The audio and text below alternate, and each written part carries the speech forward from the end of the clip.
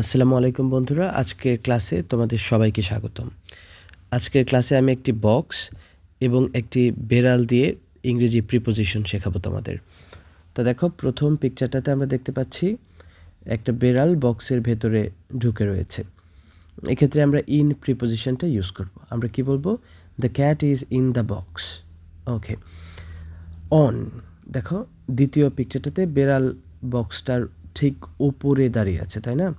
বক্সের ঠিক ওপরে বেড়ালটা আছে। আমরা এক্ষেত্রে বলবো on, the cat is on the box.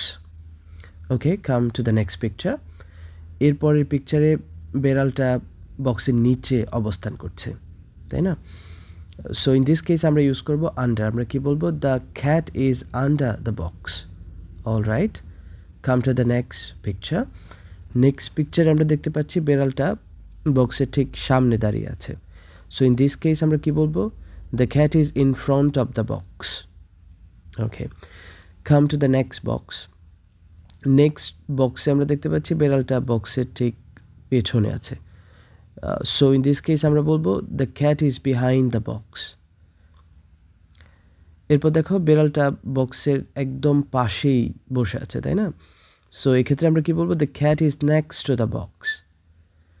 Okay, come to the next. বেড়াল বক্সের উপর দিয়ে উড়ে যাচ্ছে, তাই না? এক্ষেত্রে আমরা বলবো the cat is above the box. Next picture, বেড়াল বক্সের নিচে আছে। আমরা কি বলবো? The cat is below the box. পরের পিকচারে দেখো দুটো বক্স আছে, বক্সের ঠিক মাঝখানে বেড়াল বসে আছে। সো এক্ষেত্রে বলা যেতেই পারে the cat is between the boxes, তাই না? দুটো বক্স আছে, the cat is between the boxes. তারপর দেখো নিচে চলে আসো, বক্সের বাম পাশে বেড়াল দাঁড়িয়ে আছে। সো এক্ষেত্রে আমরা কি বলবো? The cat is on the left, তাই না? বক্সের বাম পাশে বেড়ালটা দাঁড়িয়ে রয়েছে।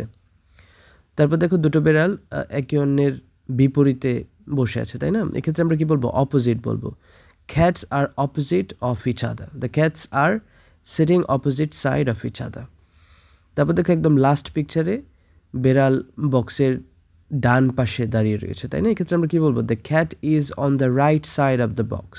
এর আগে ছিল on the left side of the box, আর এখন on the right side of the box. Thank you বন্ধুরা আজকের ক্লাসে অংশগ্রহণ করার জন্য। Thank you so much.